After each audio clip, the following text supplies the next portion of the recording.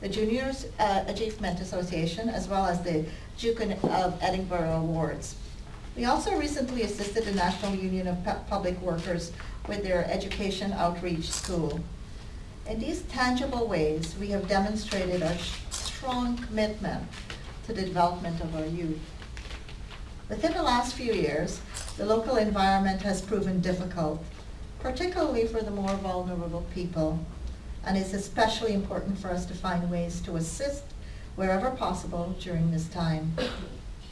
With the changing dynamics of the Barbadian environment, a great part of our focus in giving here at ICBL has been on education, and as we remain dedicated to the community development by supporting the National Council of Parent-Teacher Association, we are again showing our commitment to the social assistance programs conceptualized by the association for the continued education of our Barbadian students.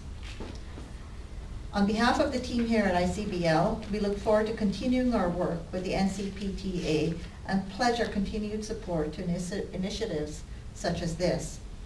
Thank you again, and remember, we're always there when you need us most. We waited until the beginning of the term so that we can get a true assessment of the children that would be in need, because we felt that if we had gone before, people would see it as a welfare program and whosoever will may come. We felt the need to embrace the principals, teachers of the school, because they would know those sincere cases. And we felt that the cases that came to us would be the genuine ones. In light of that, we would have sent correspondence into all schools in Barbados, looking at the needs and those children who would be at risk. The results came back were startling for us. And it was kind of moving, because we recognized that there were students at the beginning of the term, week 2, week 3, who have not been to school because they did not have school uniforms. Instances came to us where there was a child who a friend of mine saw by the wayside. She goes to school in the north, and she stopped to give her a ride and asked, "Why were you here?" And the child said she was on the bus and she felt ill.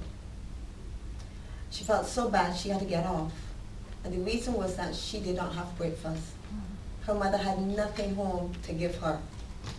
And that is just one case of many that would have come to us.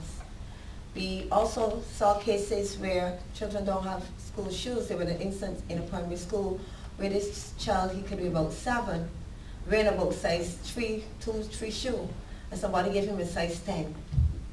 And he came in the first day of school in these a big size 10 in a, going on. So the principal took him to town, or teacher, and met that need.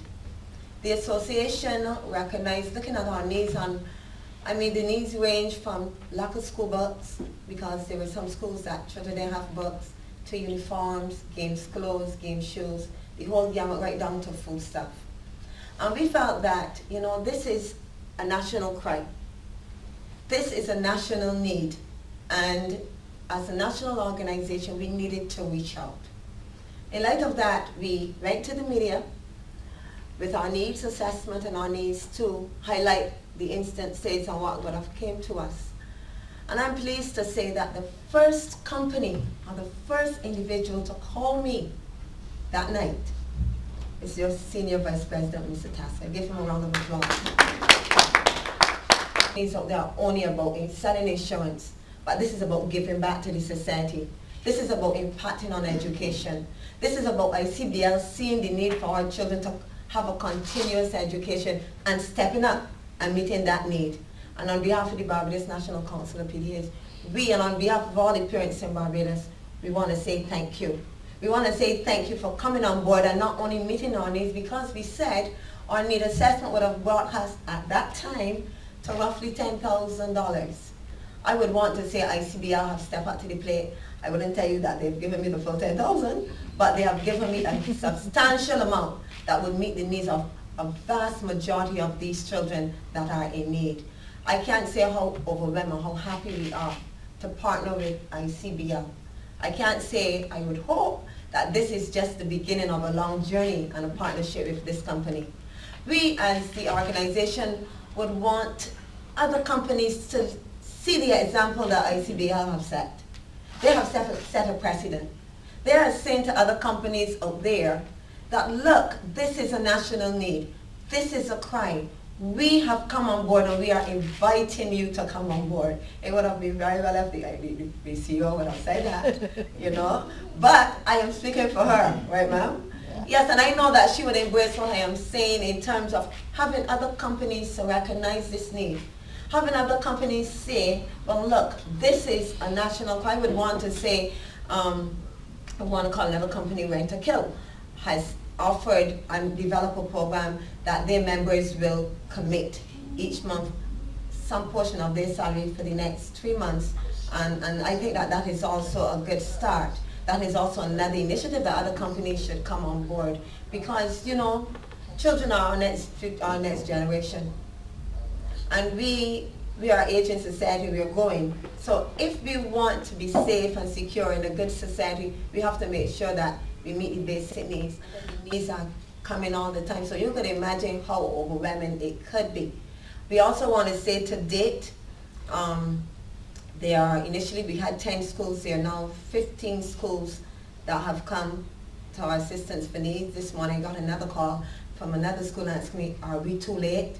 And I didn't really know how to respond to that. Right? But we are meeting the needs. We've already made deliveries to 2 schools, and we're hoping that by next week, Monday, with the assistance from ICBL and this financial assistance, you don't know what you have done for us. You have caused us to impact and bring a smile to many families. You have caused us to bring a smile to many children out there. Even though you're not there physically providing and giving, you don't know how you have saved a generation. And I want to give ICBL a round of applause for that. Madam CEO, I'm going to close now by saying that we are, on behalf of the Barbados National Council of Parent Teachers Association, we are indeed pleased, we are honored, we are thankful for the contribution you would have made. I just want to say how it started. As I was waiting for Ms. Innes to say how it started, I was told how ICB got on board.